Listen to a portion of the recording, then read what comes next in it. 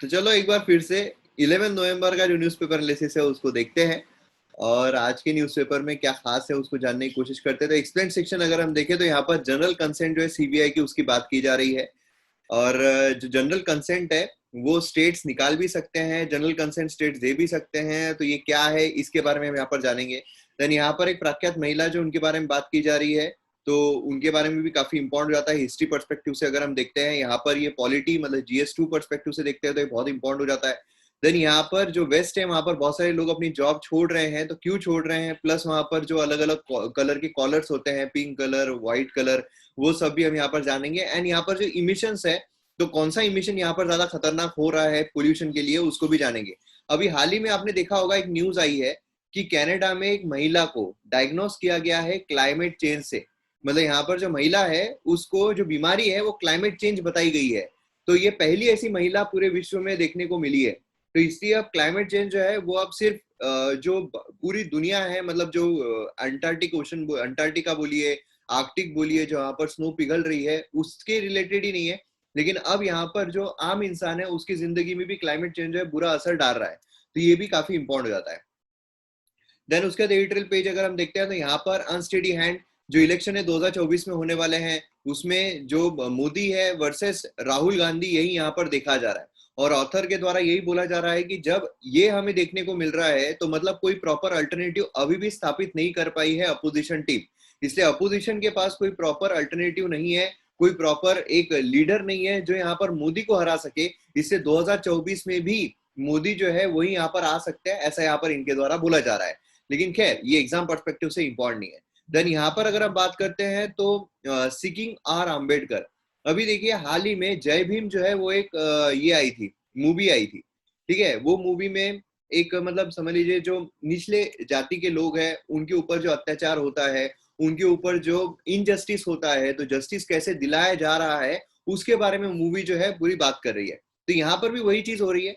तो यहाँ पर एग्जाम पर्सपेक्टिव से तो कुछ इंपॉर्टेंट नहीं निकलता है, लेकिन अगर हम एग्जाम पर्सपेक्टिव से कुछ निकालने की कोशिश करें, खदेड़ने की कोशिश करें, तो वहां पर वही हमारा जो जीएस पेपर 2 है उसमें जो आर्टिकल 14 है, उसमें जो कल हमने लोक अदालत के बारे में देखा, जस्टिस के बारे में देखा, तो यही सारी चीजें जो है वो यहाँ पर इंपॉर्टेंट हो जाती है। और इसी से रिलेटेड एक और एडिटोरियल हमें देखने को मिलता है, इससे रिलेटेड नहीं है लेकिन हम रिलेट कर सकते हैं। यहाँ पर अगर आप देखोगे तो ये जो है लॉन्ग केसेस, इसमें जुडिशियल डिलेज जो है उसके बारे में यहाँ पर बात की जा सकती है कि भाई जुडिशियल डिलेज क्यों होते हैं, जुडिशरी जो है उसमें जो केसेस है इतने लेट क्यों वहां पर हमें निर्णय देखने को मिलते हैं। हालांकि एडिटोरियल में थोड़ी अलग बात की गई है, लेकिन यहाँ पर हम वो चीज जो है वो जानने की कोशिश करेंगे। देन यहाँ पर अगर हम देखते हैं तो अगेन वही इमिशन जो है वो सारी फालतू की बातें, कोई मजा नहीं है। देन यहाँ पर अगर हम देखते हैं तो ये भी कुछ एग्जाम पर्सपेक्टिव से इंपॉर्टेंट नहीं निकलता है। तो इस तरीके के एडिटोरियल जो है वो आज हमें देखने को मिल रहे हैं। सबसे पहले हम यहाँ पर बात करते हैं जनरल कंसेंट फॉर सीबीआई। ठीक है, सीबीआई, चलो प्रीति बताओ सीबीआई का फुल फॉर्म क्या है। Sir central bureau of investigation. Okay, तो पंकज बताओ क्या ये कॉन्स्टिट्यूशनल बॉडी है सेंट्रल ब्यूरो ऑफ इन्वेस्टिगेशन या नॉन कॉन्स्टिट्यूशनल बॉडी है? सर नॉन कॉन्स्टिट्यूशनल बॉडी है। ओके, अनिल बताओ कौन से आर्टिकल में हमें सीबीआई के बारे में देखने को मिलता है? सर आर्टिकल याद नहीं है। नहीं सर आर्टिकल याद नहीं। अरे बाबा मेरे को एक बार बताओ, अगर मैं आपसे बोलूं कि आपने खर्रा हाँ खाया, सर आपने खर्रा खाया या पान खाया, आप बोल रहे हो मैंने खर्रा खाया, मैंने बोला कौन से कलर का पान खा रहे हो, तो आप कैसे उसका जवाब दे सकते हो? है ना, जब मैं आपने खुद ने बोला नॉन कॉन्स्टिट्यूशनल बॉडी तो आर्टिकल में कैसे रहेगा वो? कमाल करते हो यार। चलो, जो सीबीआई है उसके, अब ये मैं यूट्यूब पे डालने वाला हूँ, ये कट नहीं होने वाला है, सेंट्रल ब्यूरो ऑफ इन्वेस्टिगेशन। ठीक है, नहीं सर कट करो सर, ये कट नहीं होने वाला है सीबीआई। तो अब इसमें अगर हम देखें सुप्रीम कोर्ट जो है उसने एक्सप्रेस किया है concern over the submission by the CBI. क्या हो रहा है कि सीबीआई जो है सेंट्रल ब्यूरो ऑफ इन्वेस्टिगेशन, ये क्या करती है, इन्वेस्टिगेट करती है। अब इन्वेस्टिगेट कौन से केसेस कर रही है, तो वेरियस केसेस करती है। उसमें हमें जो करप्शन केसेस है वो भी देखने को मिलते हैं, उसमें सेंट्रल गवर्नमेंट जो होती है, सेंट्रल गवर्नमेंट एम्प्लॉइज जो होते हैं उनके ऊपर भी अगर कोई केसेस है वो भी वहां पर वो इन्वेस्टिगेट कर सकती है। लेकिन हो क्या रहा है कि यहाँ पर उनको कंसेंट लेने की जरूरत पड़ती है। मतलब समझ लो एक कोई पर्टिकुलर स्टेट है, कोई पर्टिकुलर राज्य है, वहां पर अगर उसको अंदर जाना है, ये सीबीआई समझ लो, अभी पंकज जो है वो सीबीआई ऑफिसर है, ठीक है, वो इन्वेस्टिगेट करना चाह रहा है। अब यहाँ पर ये जो स्टेट है, ये स्टेट मतलब समझ लो ये महाराष्ट्र है, महाराष्ट्र स्टेट ने कंसेंट नहीं दिया है कि आप केसेस को इन्वेस्टिगेट कर सकते हो। तो यहाँ पर पंकज जैसे ही महाराष्ट्र स्टेट की बाउंड्री में एंटर करेंगे, वैसे ही वो एक आम नागरिक की तरह एंटर करेंगे, आम सिटीजन की तरह एंटर करेंगे, ना कि सीबीआई ऑफिसर की तरह। ये यहाँ पर प्रॉब्लम जो है हमें देखने को मिलता है। तो 2018 से अगर हम देखें तो 150 से ज्यादा रिक्वेस्ट जो है वो यहाँ पर पेंडिंग है इन्वेस्टिगेट करने के लिए। मतलब 8 स्टेट गवर्नमेंट की इसमें 150 से ज्यादा रिक्वेस्ट। क्या होता है, अभी पंकज जो है वो तो सीबीआई ऑफिसर है, अब महाराष्ट्र में कोई केस चल रहा है, महाराष्ट्र में कोई केस इन्वेस्टिगेट करना है तो उनसे परमिशन लेनी पड़ेगी। अब पंकज ने यहाँ पे इन्वेस्टिगेट जो है परमिशन है वो लेके रखी है, लेकिन ये परमिशन जो है दे ही नहीं रहे, पेंडिंग चल रही है। ये प्रॉब्लम यहाँ पर देखने को मिलता है। अब जनरल कंसेंट अगर दिया जाए तो उससे क्या फायदा होता है, क्योंकि यहाँ पर बोला जा रहा है विड्रॉ किया गया है इन स्टेट्स के द्वारा जनरल कंसेंट, इसकी वजह से परमिशन लेनी पड़ रही है। तो क्या जनरल कंसेंट अगर दिया जाए तो क्या परमिशन लेने की जरूरत नहीं है? यही चीज जो है काफी इंपॉर्टेंट होती है। अब टाइप ऑफ कंसेंट कौन कौन से होते हैं?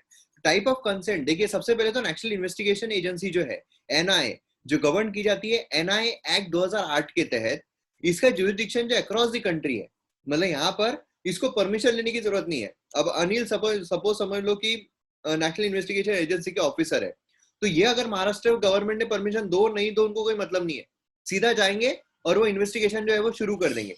लेकिन पंकज जो है वो सीबीआई ऑफिसर है, तो उनको वहां पर परमिशन जो है वो लेने की जरूरत पड़ती है, क्योंकि सीबीआई जो है गवर्न किया जाता है Delhi special police establishment act 1946 के तहत, और इसके तहत मैंडेटरीली कंसेंट जो है स्टेट गवर्नमेंट का वो लेना जरूरी है।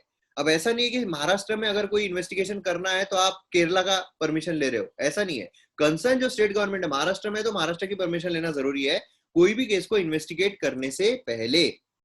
अब यहाँ पर टाइप देखते हैं हम कंसेंट के, तो एक आता है जनरल कंसेंट, दूसरा आता है स्पेसिफिक कंसेंट। जनरल कंसेंट मतलब क्या होता है, यहाँ पर अगर किसी राज्य ने जनरल कंसेंट दिया हुआ है, महाराष्ट्र ने सपोज जनरल कंसेंट दिया हुआ है सीबीआई को, तो अब यहाँ पर उसको जो परमिशन है वो लेने की जरूरत नहीं रहेगी हर बार। मतलब अब यहाँ पर अगर जनरल कंसेंट महाराष्ट्र ने दिया हुआ है तो पंकज जब भी एंटर करेंगे वो एज अ सीबीआई ऑफिसर ही एंटर करेंगे, वो एक आम नागरिक की तरह एंटर नहीं करेंगे, ठीक है। जनरल कंसेंट अगर विड्रॉ कर दिया जाता है, ये कभी भी विड्रॉ कर सकते हो, उसमें कोई ये नहीं है कि जनरल कंसेंट एक बार दे दिया तो विड्रॉ नहीं किया जाएगा, या फिर विड्रॉ कर दिया तो फिर से जनरल कंसेंट नहीं दिया जाएगा, ऐसा नहीं है। वो स्टेट पे निर्भर करता है, जब उनका मूड किया था जनरल कंसेंट दे दिया, जब उनका मूड किया जनरल कंसेंट निकाल लिया। जब यहाँ पर जनरल कंसेंट विड्रॉ कर लिया जाता है तो फिर यहाँ पर केस वाइज कंसेंट जो है वो लेना बहुत जरूरी होता है कि भाई ये केस है, हमको परमिशन चाहिए। अब यहाँ पर सीबीआई को सीमलेस इन्वेस्टिगेशन के लिए जो भी करप्शन के केसेस होते हैं सेंट्रल गवर्नमेंट एम्प्लॉयज के अगेंस्ट में, तो वहां पर जनरल कंसेंट जो है वो दिया जाता है कि भाई तुम बार बार परमिशन लोगे, फालतू करप्शन वाला जो इंसान है, करप्शन जो कर रहा है वो छूट के चला जाएगा। समझ लो अभी प्रीति जो है वो एक आईएएस ऑफिसर है महाराष्ट्र में, और वहां पर उनके अगेंस्ट में अगर पंकज जो है वो सीबीआई ऑफिसर बन के, क्योंकि वो आईपीएस बने और फिर उन्होंने सीबीआई जो है वो ज्वाइन किया, सीबीआई में गए, और फिर उसके बाद वो यहाँ पर प्रीति के अगेंस्ट में केस करने के लिए आए। तो अब जब तक वो परमिशन लेंगे तब तक जो प्रीति है वो तो मतलब पूरा अपना साफ सूफ कर लेगी।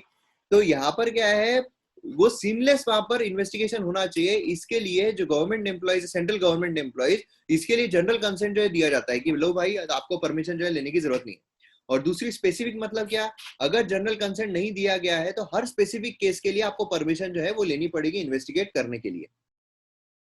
अब यहाँ पर कौन सा स्टेट है जिसने जनरल कंसेंट जो है विड्रॉ कर दिया, तो इसमें 8 स्टेट हमें देखने को मिलते हैं। उसे महाराष्ट्र बोलिए, उसे पंजाब बोलिए, राजस्थान बोलिए, वेस्ट बंगाल बोलिए, झारखंड बोलिए, चंडीगढ़ बोलिए, छत्तीसगढ़ बोलिए, केरला बोलिए, मिजोरम बोलिए। ये सभी जो स्टेट्स है, ये सभी स्टेट ने जनरल कंसेंट को हटा दिया है।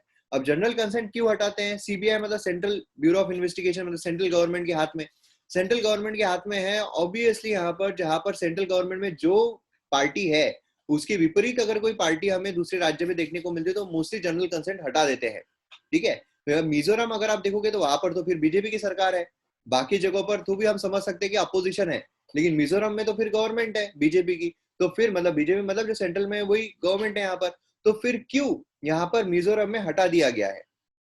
उसका कारण ये है कि ये मिजोरम में यहाँ पर जो रूलिंग पार्टी है उनके हित की गवर्नमेंट आने से पहले ही जनरल कंसेंट निकाल दिया गया था, इससे मिजोरम में हमें जनरल कंसेंट देख, मतलब वहां पर अपोजिशन थी तभी उन्होंने हटा दिया था।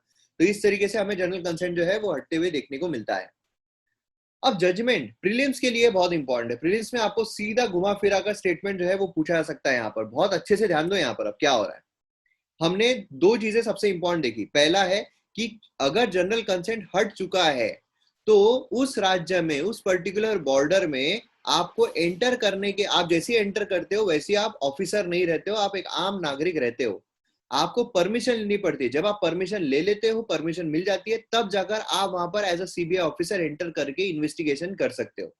अब यहाँ पर विनय मिश्रा वर्सेस सीबीआई जो केस हुआ था, उसके तहत कलकत्ता हाई कोर्ट ने रूल किया जुलाई में इसी साल कि करप्शन केसेस जो है उनको इक्वली ट्रीट किया जाना चाहिए across the country.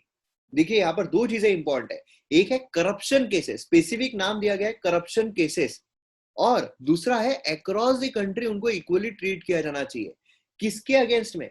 Central government employees के अगेंस्ट में। मतलब यहाँ पर जो सेंट्रल गवर्नमेंट एम्प्लॉयज है, सेंट्रल गवर्नमेंट एम्प्लॉयज मतलब कौन? अगर आप आईएएस ऑफिसर बनते हो, भले आप स्टेट में काम कर रहे हो लेकिन आप सेंट्रल गवर्नमेंट एम्प्लॉय हुए। अगर आप इंडियन रेवेन्यू सर्विस में हो, आप भले स्टेट के इसमें काम कर रहे हो लेकिन आप सेंट्रल गवर्नमेंट एम्प्लॉय हुए। तो मतलब जो सेंट्रल गवर्नमेंट एम्प्लॉय है, अगर करप्शन कोई केसेस है तो across the country equally treat किया जाना चाहिए। उसमें डिस्टिंग्विश जो है वो नहीं होना चाहिए जस्ट बिकॉज कि ऑफिसर जो है पर्टिकुलर स्टेट में लोकेटेड है और उस स्टेट ने जनरल कंसेंट को विड्रॉ किया हुआ है। मतलब महाराष्ट्र में जैसे अभी प्रद्युमन है, प्रद्युमन की अगर समझ लो इंडियन रेवेन्यू सर्विस में सिलेक्शन हो जाता है और अगर वो महाराष्ट्र में जाते हैं, मुंबई में वहां पर काम कर रहे हैं, ठीक है, मुंबई महाराष्ट्र में है, ठीक है अनिल, तो यहाँ पर महाराष्ट्र में जाते हैं और महाराष्ट्र में वो काम कर रहे हैं। तो ऐसे सिनारियों में अगर प्रद्युमन कोई करप्शन कर लेते हैं तो फिर यहाँ पर उनको इक्वली ट्रीट किया जाना चाहिए। ऐसा नहीं होना चाहिए कि महाराष्ट्र है और महाराष्ट्र ने जनरल कंसेंट हटा दिया है तो भाई वहां पर इन्वेस्टिगेशन जो है वो नहीं हो सकती है। ठीक है, विड्रॉल जो है कंसेंट का वो अप्लाइंग केसेस जहां पर सिर्फ एम्प्लॉय जो है स्टेट गवर्नमेंट के वो इन्वॉल्व है वहां पर होना चाहिए। मतलब यहाँ पर क्या है कि समझ लो अगर कोई पर्टिकुलर कोई इंसान है, वो अगर स्टेट पीएससी से सिलेक्ट हुआ है, एमपीएससी से सिलेक्ट हुआ है और वो वहां पर है तो ठीक है भाई, जनरल कंसेंट जो है वो नहीं दिया है तो उसके अगेंस्ट में केसेस सीबीआई नहीं करेगी। लेकिन अगर प्रद्युमन है, वो तो सेंट्रल गवर्नमेंट एम्प्लॉय है, तो उनके अगेंस्ट में जो है वो होना ही चाहिए। ऐसा यहाँ पर हाई कोर्ट के द्वारा बोला गया था, कलकत्ता हाई कोर्ट। लेकिन ये जो चीज है चैलेंज की गई है सुप्रीम कोर्ट में। तो अब ये पूरा तात्पर्य क्या है, ये सारी चीजें बताने का तात्पर्य क्या है?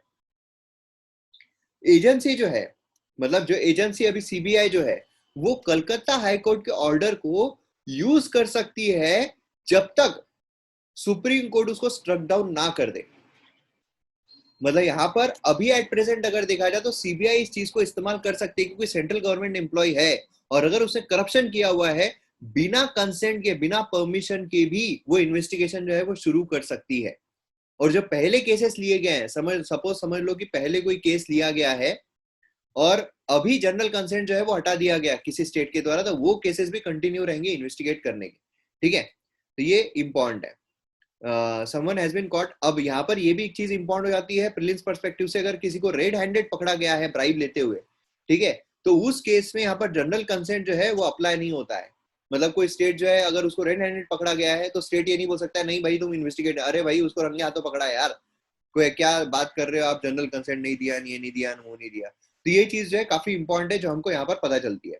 समझ में आ गया? बहुत इंपॉर्टेंट है। अब यहाँ पर इसी से रिलेटेड मतलब जो सीबीआई है, जो एक्ट के द्वारा यहाँ पर देखने को मिलती है, मतलब Delhi special police establishment act, तो इस पर भी आपको क्वेश्चन जो है वो आ सकता है।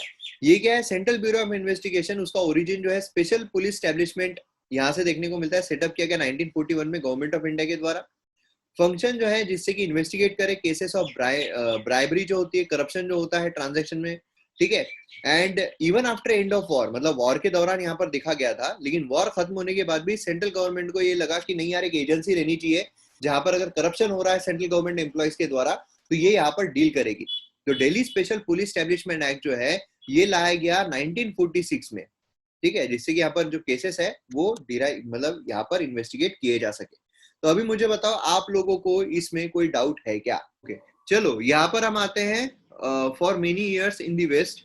यहाँ पर क्या हो रहा है, जो वेस्ट है उसमें बहुत सारे लोग जो अपनी जॉब छोड़ रहे हैं। तो क्यों छोड़ रहे हैं?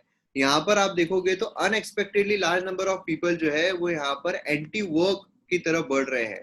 मतलब रिकॉर्ड 4.3 मिलियन लोग जो उन्होंने रिजाइन किया है। अभी आप देखोगे कोविड की वजह से बहुत सारे लोगों को निकाला जा रहा था, अनएम्प्लॉयमेंट बढ़ रही थी क्योंकि जो कंपनीज है वो निकाल रही थी, लेकिन अब उल्टा हो रहा है। अब यहाँ पर प्री पेंडेमिक जो सिनारियो है वो आ रहा है, कंपनीज फिर से ऊपर जा रही है, लेकिन जो लोग हैं वो रिजाइन कर रहे हैं। मतलब अब यहाँ पर ऐसा हो गया कि घर पे बैठे बैठे आदत हो गई लोगों को कि यार घर पे रह के मजा आ रहा है एकदम जबरदस्त तरीके से, और फिर अब जब ऑफिस में जाना पड़ रहा है तो मजा जो है किरकिरा हो रहा है, तो अब जॉब ही छोड़ दो। ऐसा सिनारियो जो है वो निकल के आ रहा है। तो इसमें अमेरिकन साइकोलॉजिस्ट जो है उसने यहाँ पर बोला है इसको ग्रेट रेसिग्नेशन। ग्रेट डिप्रेशन हमने सुना हुआ है, ग्रेट रेसिग्नेशन, यहाँ पर बहुत सारे लोग जो है वो रेसिग्नेशन यहाँ पर दे रहे हैं। अब कौन लोग क्विट कर रहे हैं और क्यों कर रहे हैं? जो एम्प्लॉइज रिटेल में है, हॉस्पिटलिटी सेक्टर में है, वो यहाँ पर क्विट कर रहे हैं। और यहाँ पर वो क्यों क्विट कर रहे हैं? क्योंकि उनको अनसर्टेनिटी पता चल गई है कि यार यहाँ पर बहुत अनसर्टन है, यहाँ पर चीजें जो है बहुत मजा नहीं आ रहा है। तो यहाँ पर जॉब जो है वो स्विच करने की कोशिश कर रहे हैं और अपने ऑप्शंस को रीइवैल्यूएट करने की कोशिश कर रहे हैं, क्योंकि अभी जब घर बैठे होंगे तब उनको पता चला होगा नहीं यार ये जॉब जो है ज्यादा बेटर है, ये जॉब जो है ज्यादा अच्छा लग रहा है, तो इसे स्विच जो है वो करने की यहाँ पर कोशिश कर रहे हैं। इसकी वजह से इतना ज्यादा रेसिग्नेशन जो है वो हमें देखने को मिल रहा है। तो अब इससे रिलेटेड आपके लिए एक होमवर्क है, कमेंट सेक्शन में सिर्फ एक जन ने लिखा है, बाकी जनों ने नहीं लिखा था जो कमेंट सेक्शन में मैंने लिखने को बोला था। आज तो भी लिखना, डिफरेंट टाइप ऑफ अनएम्प्लॉयमेंट जो है वो आपको लिखना है।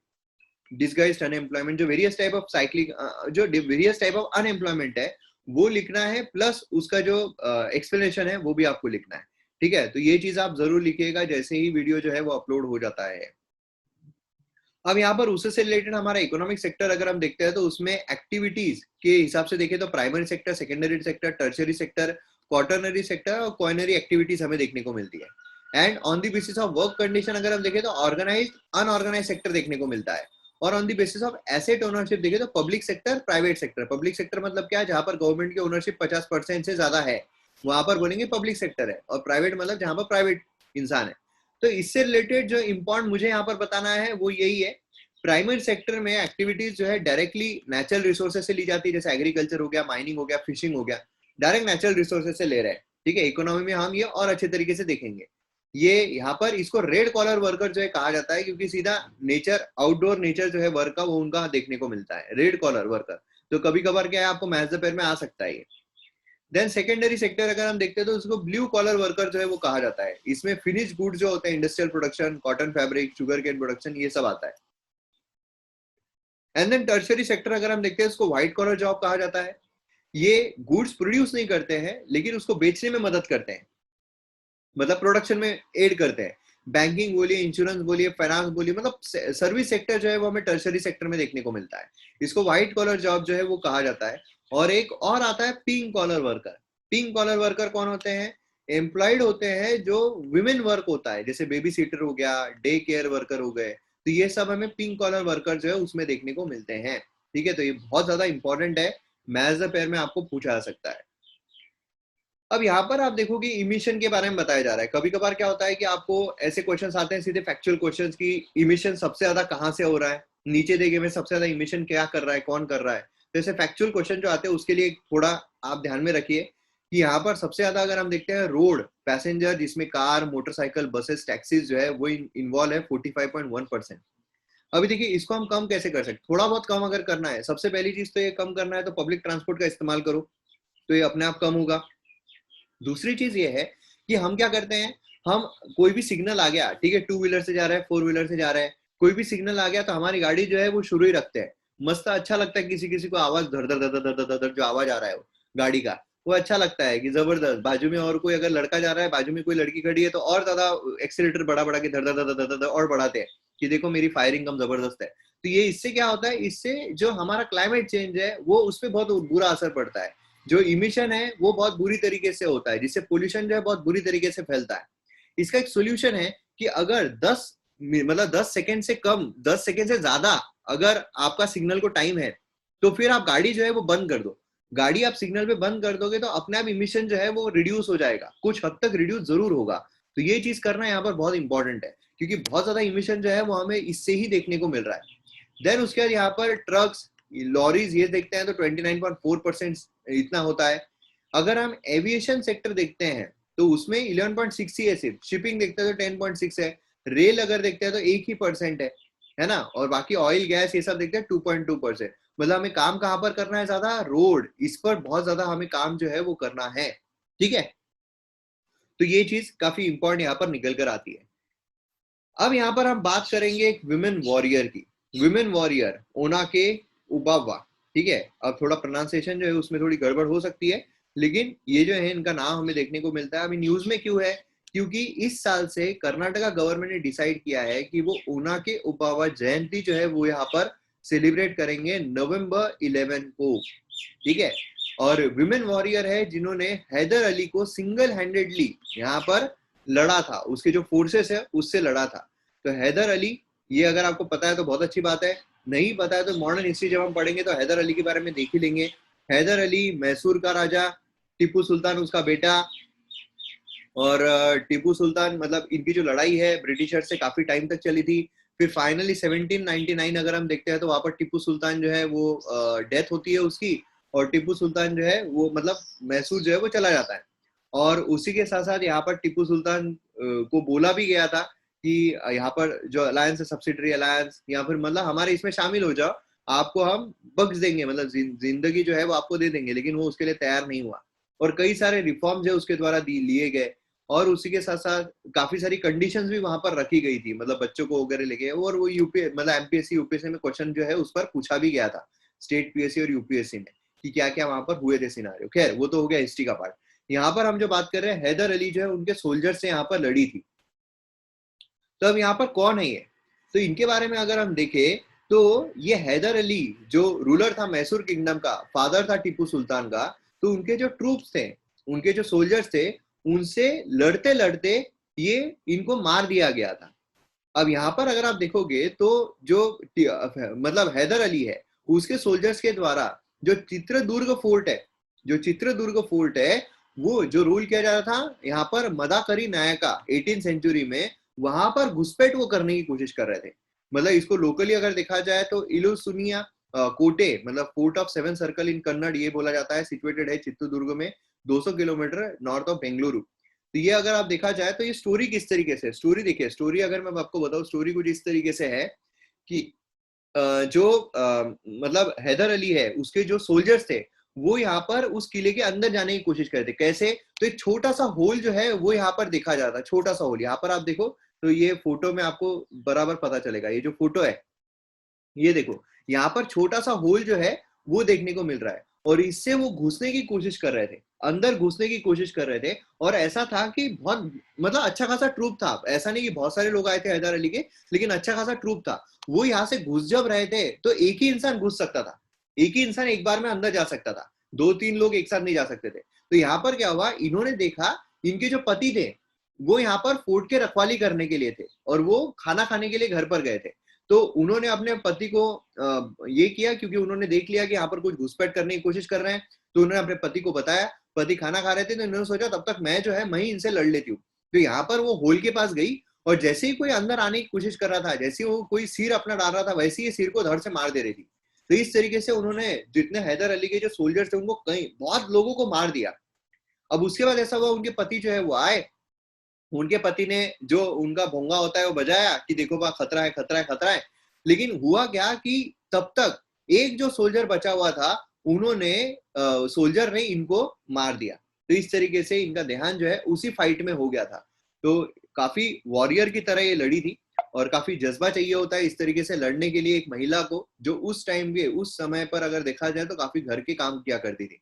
तो यहाँ पर काफी बड़ी वॉरियर है, इसलिए यहाँ पर जो गवर्नमेंट है उनके द्वारा ये बोला जा रहा है कि इनके लिए इस तरीके से जो है वो दिन मनाया जाएगा। और कोई भी अगर दिन मनाया जा रहा है तो उन वो वॉरियर के बारे में अपनी हिस्ट्री पर्सपेक्टिव से काफी इंपॉर्टेंट हो जाता है ना। अब यहाँ पर भी आप देखोगे तो इनको एक बहुत बड़ा वॉरियर कंसिडर किया जा रहा है। और बाकी वुमेन वॉरियर के बारे में भी अगर हम देखें तो यहाँ पर हमें बाकी वुमेन वॉरियर जो है वो भी देखने को मिलते हैं। तो इनके बारे में भी आपको पता रहना चाहिए। क्या है, आपको मैच द पेयर में आ जाएगा कि ये जो है इन्होंने कौन सी लड़ाई में ये किया था, योगदान दिया था, ये कौन सी लड़ाई के लिए फेमस है, ये कौन सी लड़ाई के लिए फेमस है। तो इसलिए क्या है, इनके भी नाम जो है, जैसे रानी है, ये यहाँ पर है जिन्होंने पोर्तुगीज से फाइट किया था। देन यहाँ पर किलाडी है, ये यहाँ पर औरंगजेब से फाइट किया था। एंड यहाँ पर कित्तूर है जिन्होंने ब्रिटिश इंडिया कंपनी के रिवोल्ट के लिए यहाँ पर फाइट किया था। तो इसलिए क्या होता है, ये मैच द पेयर में आपको आ सकते हैं, तो बहुत इंपॉर्टेंट नाम है। और ये वाइफ थी सोल्जर यहाँ पर इनकी जो गार्ड थे फोर्ट के, जैसा अभी मैंने आपको पूरी स्टोरी बताई। तो इस तरीके से हमें ये जो पूरा सिनारियो है वो देखने को मिलता है।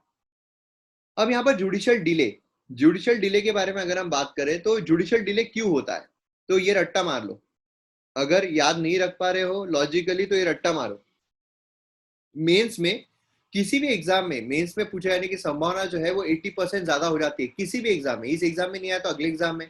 जुडिशियल पेंडेंसी बहुत ज्यादा हो रही है, जुडिशियल डिले बहुत ज्यादा हो रहा है, इसलिए ये जो है ये रीजन, इसमें से कोई भी आपको 6-7 भी लिखोगे तो भी चलेगा, लेकिन सारे के सारे याद कर लो कि क्वेश्चन किस तरीके से पूछा गया है, वो अगर आप इसमें डालोगे तो ज्यादा बेटर रहेगा। जैसे large number of judicial vacancies हमें देखने को मिल रही है ना, और यही चीजें जो है वो बाकी इसमें भी काम करती है जहां पर इफिशिएंसी कम हो रही है। जैसे पुलिस रिफॉर्म है, पुलिस रिफॉर्म में भी अगर आप देखोगे तो वैकेंसीज की बात निकलती है, इसकी उसकी बात निकलती है। यहाँ पर जुडिशियल प्रोसेस जो है लॉन्ग ड्रॉन है, फास्ट ग्रोइंग पॉपुलेशन हो रही है, इंफ्रास्ट्रक्चर नहीं है, गुड क्वालिटी के जजेस नहीं है, सैलरी पर्क ज्यादा नहीं है, जिसकी वजह से एडवोकेट जो है वो वहां पर जजेस बनने की कोशिश नहीं करते हैं। नहीं तो अभी हमने देखा है ना कल की इसमें कि जजेस जो है सुप्रीम कोर्ट के जजेस के लिए, हाई कोर्ट के जजेस के लिए, सबऑर्डिनेट कोर्ट के जजेस के लिए क्या क्वालिफिकेशन है, क्या वहां पर क्राइटेरिया है उनको सिलेक्ट करने का, कौन उनको सिलेक्ट करता है। तो यहाँ पर जो जजेस है वो बनने की कोशिश ही नहीं करते हैं कि भाई सैलरी इतनी कम है, हम तो ऐसे ही वकील बन के कमा लेंगे। Increasing number of states and central laws यहाँ पर हो रहे हैं, नंबर ऑफ अपील्स बहुत ज्यादा हो रही है, जजेस का शॉर्टेज हो रहा है, हियरिंग में डिले हो रहा है, अपील जो है वो बहुत ज्यादा इंक्रीज हो रही है, जिसकी वजह से क्या हो रहा है कि अपील इंक्रीज होने की वजह से प्रॉब्लम क्रिएट होते हैं, बहुत से केसेस पे केसेस बढ़ते जाते हैं। रिवीजन पिटीशन, एक बार कोई निर्णय दे दिया तो उस पर रिवीजन पिटीशन, मतलब एक ही केस जो है वो दोबारा फिर से लड़ना पड़ता है। देन उसके बाद यहाँ पर इनडिस्क्रिमिनेट यूटिलाइजेशन जो है रिट का जो ट्रैकिंग ट्रायल्स है उसकी डिफिकल्टीज आती है, हियरिंग के दौरान यहाँ पर जो एफर्ट्स है वो लिए जाते हैं, जो कैपेसिटी है केसेस को डिसाइड करने का वो यहाँ पर सही तरीके से नहीं है। तो ये रीजन है जुडिशियल डिले होने के। तो अभी आपको क्या करना है, अभी आपको इसका जो सोल्यूशन है वो खुद से लिखना है और लिख कर मुझे व्हाट्सएप पे भेजना है, ठीक है। ये आपको इसमें नहीं लिखना है, कमेंट सेक्शन में लिखना है, ये आपको लिखकर व्हाट्सएप पे भेजना है। इसके जो सॉल्यूशंस रहेंगे कि जो डिले हो रहा है उसके सॉल्यूशंस क्या हो सकते हैं, क्लियर है। तो यहाँ पर हमारा न्यूज़पेपर एनालिसिस जो है वो होता है खत्म।